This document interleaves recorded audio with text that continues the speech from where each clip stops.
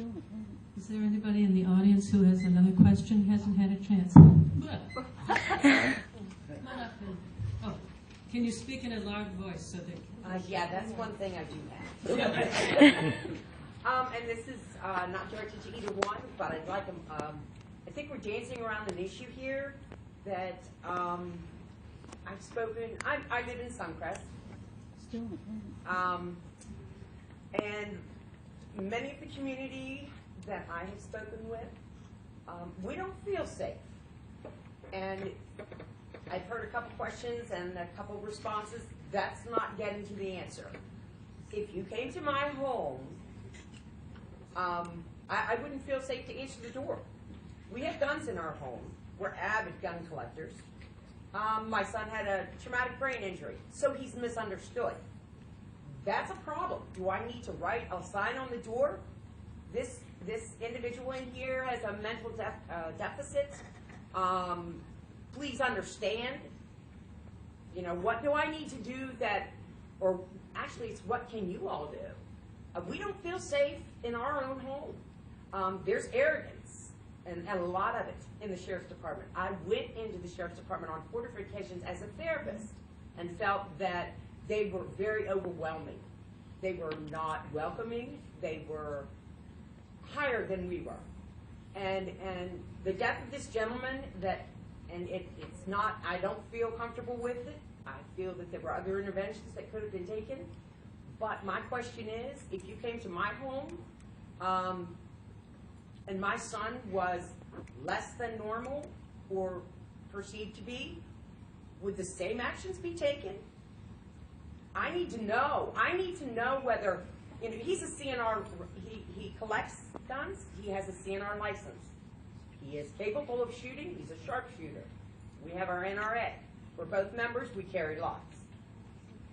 I'm not comfortable. I'm not comfortable. I don't believe that the city does enough. I don't believe the sheriff is there. And the state police are moving too fast on Patterson to see us. Was everybody able to hear the question? Yes. What's the question? What the question is how are we going to make it safer? How are we going to feel safer as citizens? I have a son with a deficit. What are some things that the Sheriff's Department can do to assure the citizens that they are safe? I'm not going to answer the door if you serve a warrant. So find a new way, because you all have gotten me scared. We may need to note she's a city resident, that these two men wouldn't have primary jurisdiction. But it is a question that could be extrapolated Now, to the the Sheriff's county. Department has been to my home. They've been there before. I take your point, sir, and I agree with this. So how about if we just take that and extrapolate it in the county? If there's a problem like that in the county, how would we handle it? It's within in the county and not Yeah, but the jurisdiction. So they would be there. absolutely. Could we answer? Okay. Let's give this gentleman a chance to respond. My first question would be, why would the officers be there in the first place? To serve a warrant. To serve a warrant. To serve a warrant for what? Well, I'll be honest with you. Sure. I had a daughter, and she was drunk and disorderly one night. One of your officers, or the officers of the Sheriff's Department, felt that she was a little more than just drunk and disorderly. So he took it upon himself to file charges against my daughter. He came to serve a warrant. Okay. Okay, so there, he was there. Now, everyone knows my business, but that's not answering the question. That's asking me a question. Well, yeah, because they're going to want to know why they're there. And Well, what you're the serving a severity of the warrant is, and why are they there? The reasoning, and they'll, with their training, they'll use just cause on how they're going to do it, Well, what's just cause? How depending on the situation.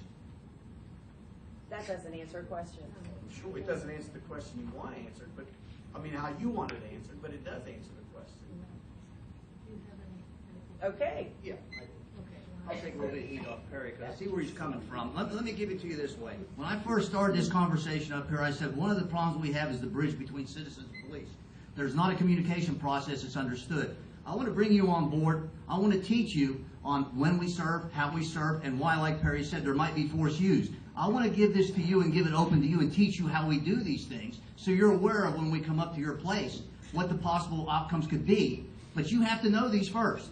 You have to be aware of all these things first. There is no one answer fits all on this because circumstances will dictate and different police officers handle different ways. But I will tell you this. if you come with a problem, I'll sit down and go, you tell me what you'd like to see, and we'll try to come to a happy medium with that.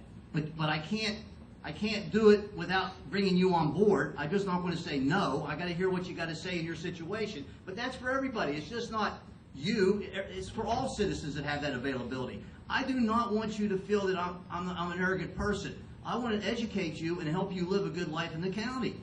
But if you have to step up and say, Mr. Panico or Rick or whatever, how can you do that? Well, I want to come and educate you. You'll be able to answer these questions if you come to a Citizens Academy and we teach you how these things work. You'll have a better understanding. Plus, you'll have a better question. And I think I've taken up too much time. So I apologize. I don't know if that's what you're looking for. I really don't. But education, that's the first step. I just feel one man should not be judge and jury.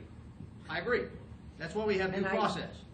And we will have time. One of the wonderful things about the forum here is we have time afterwards for those of you who have more questions or want to get up in front of people to ask a question. These folks will all be staying around because we have brownies and meringues. And donuts. So I want to have us thank these two gentlemen here.